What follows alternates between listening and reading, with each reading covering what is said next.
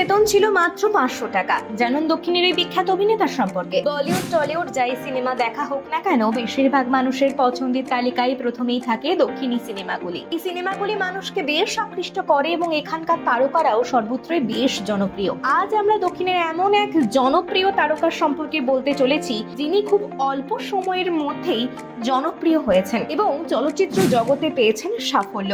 আমরা কথা বলছি দক্ষিণের বিখ্যাত তারকা বিজয় দেবরাকোন্ডা সম্পর্কে। কর্মজীবন শুরু করেছিলেন 2011 সালে। বিজয় দেবরাকোন্ডা অভিনীত অর্জুন রেড্ডি সিনেমার সাফল্যের পর বিশেষভাবে জনপ্রিয় হয়ে ওঠেন। কর্মজীবন শুরু করেছিলেন 2011 সালে।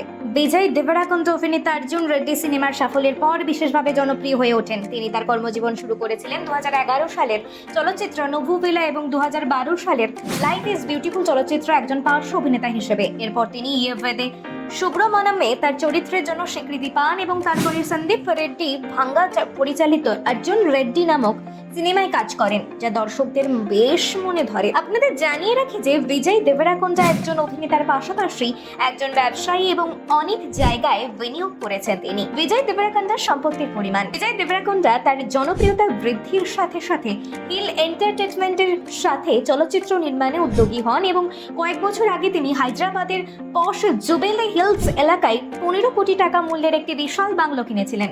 বিজয় 2018 সালে মিন্ত্রার সাথে যুক্ত হয়ে রাউডি ক্লাব নামে তার নিজস্ব ফ্যাশন লেভেলও চালু করেছিলেন। এই ব্র্যান্ডটি বছরের পর বছর ধরে সফলভাবে নিজেকে ভারতে ক্রীড়াবিদ পরিধানের একটি শীর্ষস্থানীয় ব্র্যান্ড হিসেবে প্রতিষ্ঠিত করে। বর্তমানে বিজয় দেবরাকোন্ডা একজন সর্বোচ্চ পারিশ্রমিক প্রাপ্ত অভিনেতা এবং তিনি অত্যন্ত বিলাসবহুল জীবন যাপন করেন। এই অভিনেতাকে কারা কারা পছন্দ করেন অবশ্যই কমেন্টে জানাতে ভুলবেন না।